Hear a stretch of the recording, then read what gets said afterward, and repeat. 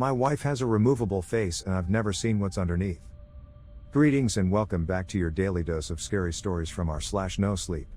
Relax with your favorite drink as this is about to get so spooky, it will send chills up your spine. Before we start, if you have some scary personal experiences that you want to share, feel free to email them to me. Let's get started. Samantha told me about it on our third date. We were watching a movie on her couch when I made my move to kiss her. She whipped her hand in front of my face and blocked me. "There's something you need to know," she said. I braced myself. Here it comes. I'm not ready for a relationship. Nothing to do with you, of course. It was the absolute last thing that I wanted to hear because I was already crazy about her. "Okay," I said. "I have a removable face." "That's a new one." "You have a what now?" I was about to laugh, but she was wearing a deadly serious expression. "I have a removable face." "Is that, like, a metaphor or something?" "No. My face is removable. Look. Closely." She lifted her chin and traced her jawline with a finger. "You can see the seam." After admiring how beautiful her neck was for a dizzying moment, I leaned in for an inspection. It was very hard to see, but it did look like there was a slightly unnatural transition there from her face to her throat. I grew dizzier, as a dozen questions rushed into my brain. "Don't bother asking why or how or anything like that," said Samantha. "I can't tell you that. If that's going to be a problem, you should leave now. I'm letting you know this because I like you, and I want to take the next step, but this is non-negotiable." "Okay," I said, unsure of what was happening. "Not a problem." "So what? You have a removable face. Who cares? It looks good." "There's something else. Once a day, usually in the evening, I have to remove the face and disinfect the inside of it. If I don't, it will rot. This takes about an hour, give or take, depending on how my day went. During this time, you must never look at my real face. Never. Do you understand?" "Why, yes. Got it. Don't ask about it, don't look at your real face." Samantha stood up. "Now, I'm going to go into the bathroom and clean my face. That will give you plenty of time to think about what I've told you. If you're here when I'm done." "That's great. I would like that.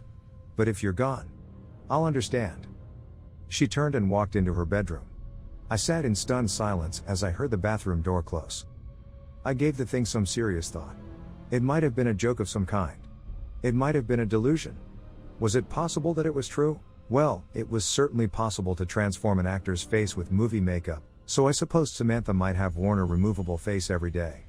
Maybe she had had a horrible accident where her flesh had been mangled.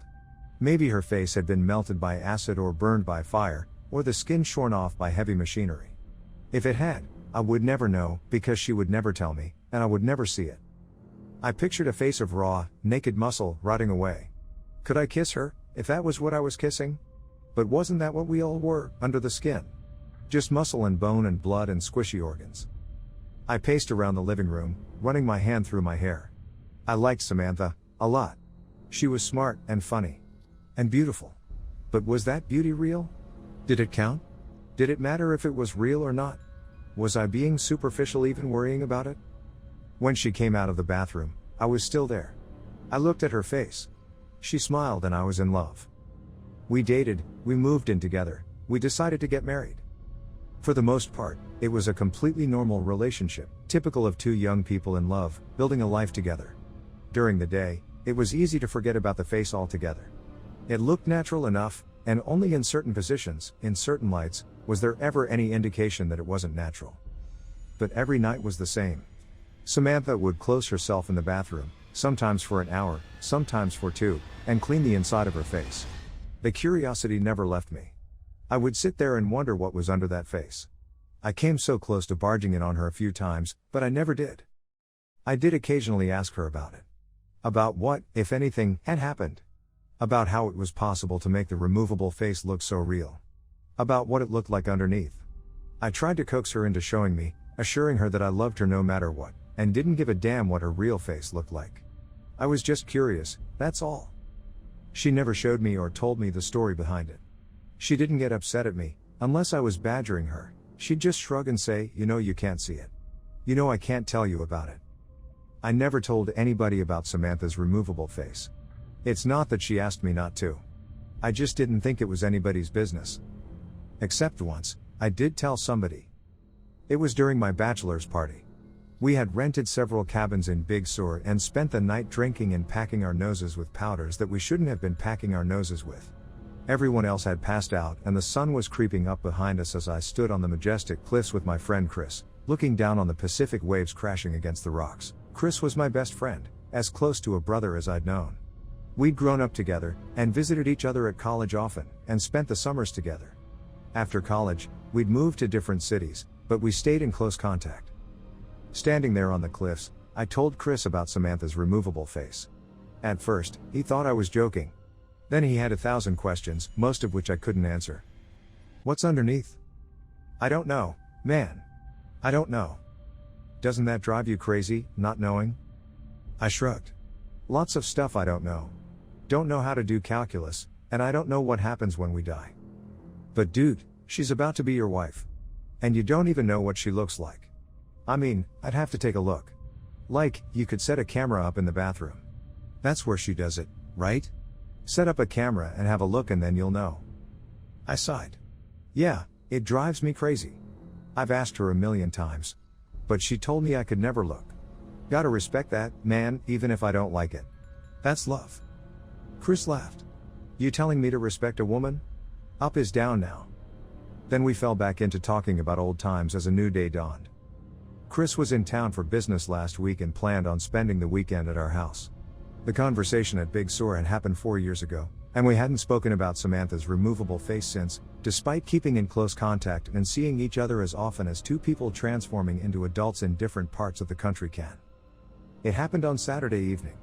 We were lounging lazily in the backyard, deep into the beer, having just finished with some grilled steaks, when I got a text from work. God damn it, I groaned.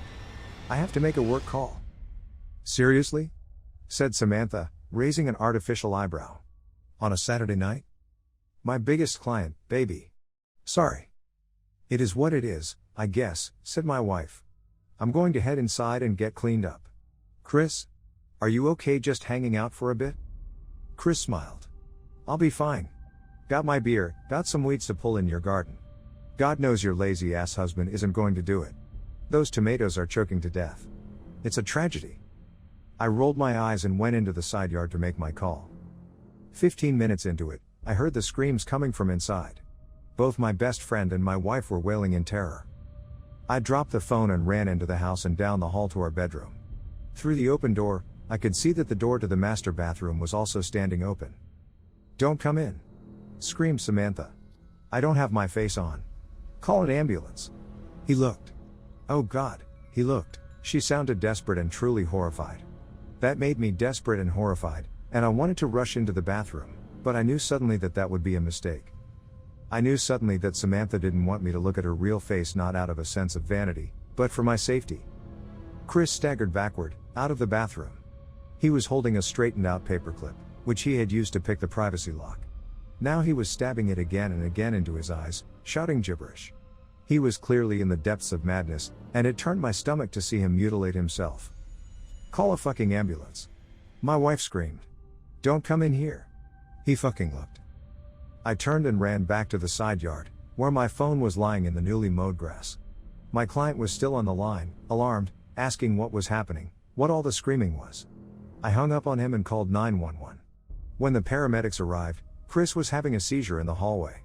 Samantha was stroking his head, sobbing. Her face was on, but it had been done hastily, and everything looked a little off. My world has been dark this past week. My best friend is in a psychiatric hospital under suicide watch. He's completely blind and mostly catatonic, except when he slips into a violent, babbling mania. The doctors are optimistic that his state is temporary, but they don't know the truth about what caused it, because I told the paramedics that Chris had taken a large dose of psychedelic mushrooms and fallen into psychosis. I saw no good reason to tell the truth about what had happened. Who would believe that one look at my wife's real face would make somebody insane? At best, we would be the subjects of a long investigation. At worst, we would have to prove that what we were saying was true by showing somebody Samantha's face. Then the same thing would happen again, and what after that? I had no idea and no interest in finding out. For Samantha's part, I knew that she would never consent to show anybody her real face, no matter what the consequences of refusal were. I did get a follow-up call from the police, asking me to confirm my story. The hospital found no traces of psilocybin in Chris's blood, though that's not unheard of, since it has a short half-life. If they end up testing his hair, I will likely be in a lot of trouble. But that's truly the least of my concerns. Samantha is in a state of her own. She still cleans the inside of her face, though not as regularly, and when she puts it back on, it's always crooked now. It is beginning to smell a little bit. I've tried to assure her that it wasn't her fault. He knew, I said. I told him that nobody was ever allowed to look at it. He knew, and then he broke into the bathroom. This is not on you, baby. Please. Talk to me. Not on me? That one look at my fucking face makes people insane. Please. I just need some time alone. As for me, I am doing my best to hold it together. Do you know what's strange, though? Despite what happened to Chris, I still find myself curious about what my wife's real face looks like. More curious than ever. I hope you enjoyed listening to this story. Don't forget to hit the like button. What do you think about this story? What did you feel while listening to this? Let us know in the comments down below. If you liked the video, subscribe to the channel to see more videos like this. Hit the notification bell to make sure you never miss an upload.